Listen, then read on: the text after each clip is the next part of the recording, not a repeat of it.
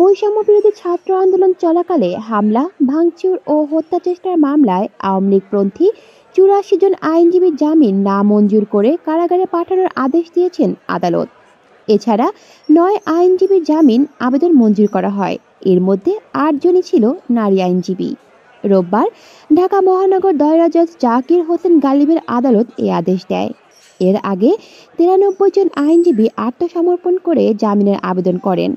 আজ সকালে আইনজীবীর মাধ্যমে আদালতে আত্মসমর্পণ পূর্বক জামিনের আবেদন করে এসব আওয়ামী লীগপন্থী আইনজীবীরা। বিকেলে ৩:৩০টার দিকে তাদের জামিন শুনানি শুরু হয়। দীর্ঘ শুনানি শেষে বিকেল ৫টার পর আদালত এই আদেশ দেন। এসব তথ্য নিশ্চিত করেছেন ঢাকা আইনজীবী সমিতির সভাপতি খোরশেদ মিয়া আলম। তিনি বলেন, আসামি পক্ষে জামিন চাওয়া হয়, রাষ্ট্রপক্ষ জামিনে বিরোধিতা করে। শুনানি শেষে আদালত সন্তুষ্ট হয়ে ৯ জনের জামিন মঞ্জুর করে। এর মধ্যে ৮ জনই ছিল নারী আইনজীবী।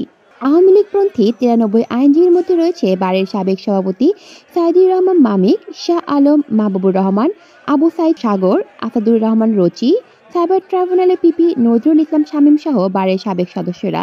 এর আগে গত ৪ আগস্ট আদালত প্রাঙ্গণে আইনজীবীদের উপর হামলা, চেম্বার ভাঙচুর ও হত্যা চেষ্টার ঘটনায় আওয়ামী লীগপন্থী ১৪৪ জন আইনজীবীর বিরুদ্ধে ৬ ফেব্রুয়ারি ঢাকা মেট্রোপলিটন ম্যাজিস্ট্রেট আদালতে মামলা করেন আইনজীবী সমিতির কার্যনির্বাহী সদস্য মোহাম্মদ আলী বাবু।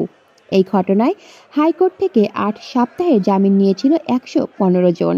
৭ এপ্রিল অন্তর্বর্তীকালীন জামিনের মেয়াদ শেষ হওয়ার কথা ছিল। জামিনের মেয়াদ শেষ হওয়ার একদিন আগেই আদালতে আত্মসমর্পণ করেন ৯৩ জন আইনজীবী। পলি শিকদার, বাংলা নিউজ নেটওয়ার্ক।